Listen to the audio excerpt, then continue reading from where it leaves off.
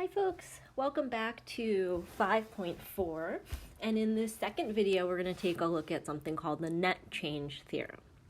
And the net change theorem is actually exactly what we do with definite integrals, which is like what we did up here in example 5 and example 4. The only difference is they give you a context, like what does your number mean other than the area between the curve and the x-axis, okay? So let's take a look at this first example. Given a velocity function, v of t equals 3t minus 5, for a particle in motion from time t equals 0 to t equals 3, find the net displacement of the particle. And so what we're really looking for here, all right, as soon as I see the word net displacement, what I'm thinking is I need to find the integral, okay? Or I'm thinking that I need to find area. Now, let's see what other information they give us. Well, they tell us to start at time equals 0, and they tell us to finish at time equals 3. And they even give us the function that they want us to integrate. So all we need to do is pull that important information out of the problem and set up our integral and then find our definite integral. So I'll have the integral of 3t minus 5 dt from 0 to 3. And when I evaluate this, when I get to the end, that number will tell me the net displacement of the particle, or how far that particle has moved. So 3t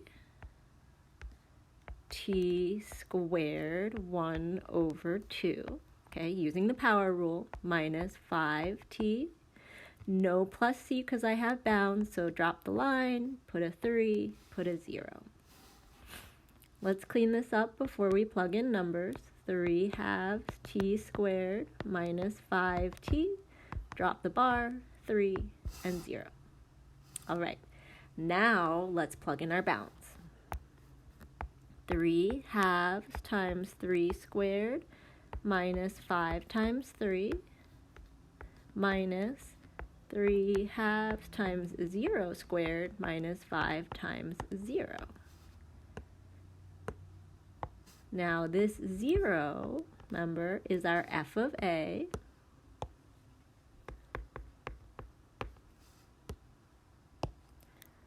Minus this 3 is my f of b.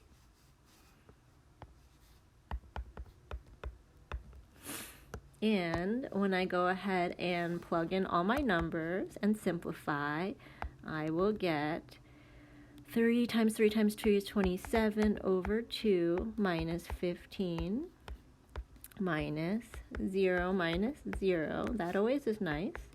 So really I have 27 minus 2 minus, let's change 15 into a fraction over 2, so 30 over 2. And that area is negative 3 halves. Okay?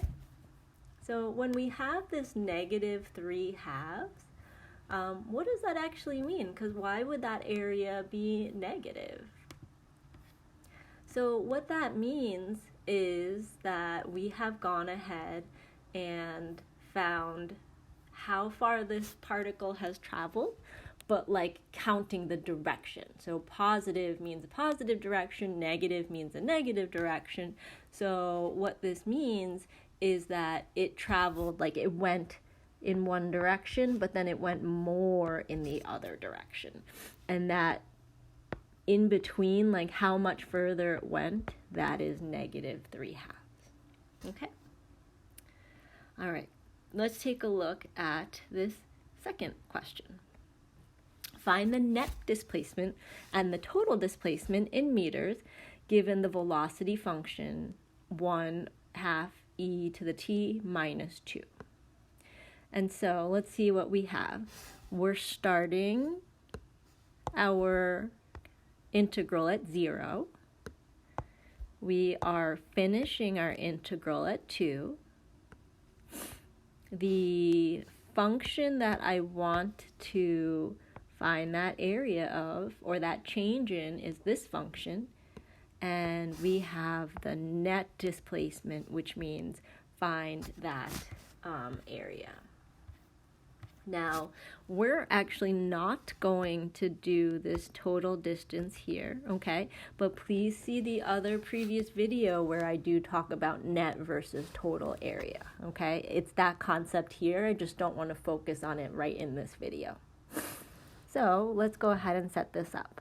The integral from 0 to 2 of 1/2 e to the t minus 2 dt. All right, let's integrate. 1/2. The integral of e to the t is e to the t minus the integral of 2 is 2t. I'm going to plug in 2 and I'm going to plug in 0. So I've got my bottom bound and I've got my top bound. And let's plug in the numbers. So 1/2 e squared minus 2 times 2 minus 1/2 e to the 0 minus 2 times 0. So 2 and 2, that's my f of b when I plug those in.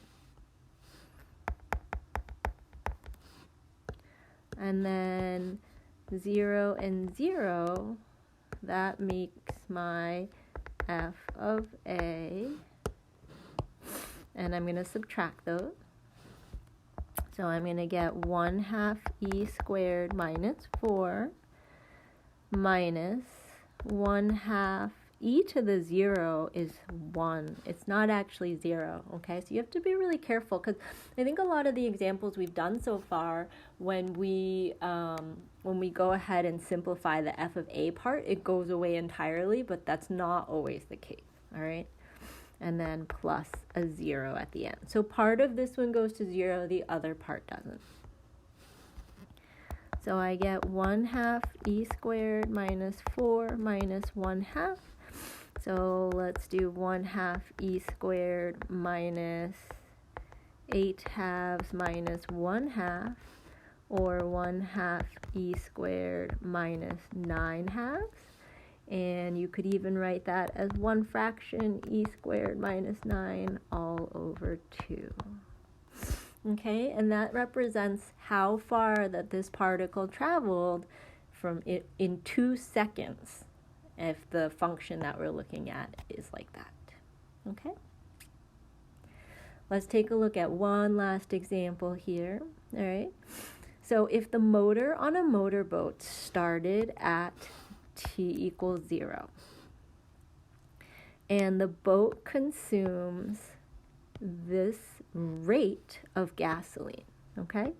So we're sneaking it in here this time. They don't tell us, oh, this is the function, but they're telling us it's the rate.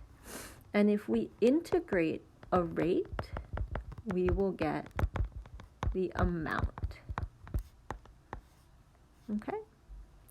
Now, what about the ending time, though? I don't see another number. Well, let me read this again more carefully. If the motor on a motorboat is started at t equals 0, and the boat consumes gasoline at 5 minus t cubed gallons per hour for the first hour, how much gasoline is used in the first hour? So there is our b value. They sneak it in. They tell us we want to take the integral from 0 to 1. Okay, so 0 to 1 of 5 minus t cubed dt. And so now we're going to integrate. The integral of 5 is 5t minus, use the power rule, 1 over 3 plus 1, t to the 3 plus 1, drop the line, put a 1, put a 0. Let's simplify. 5t minus 1/4 t to the 4th, plugging in 1, plugging in 0. 5 times 1 minus 1/4 times 1 to the 4th, minus 5 times 0 minus 1/4 times 0 to the 4th. And again, this is my b value. and this is my a value. All right, let's find that number. 5 minus 1/4 minus 0 minus 0 gives me 4 3/4. Or let's turn that into an improper fraction. That'll be 19/4. And the units here is gallons. All right, so this motorboat uses 19/4 of a gallon in 1 hour to power the boat.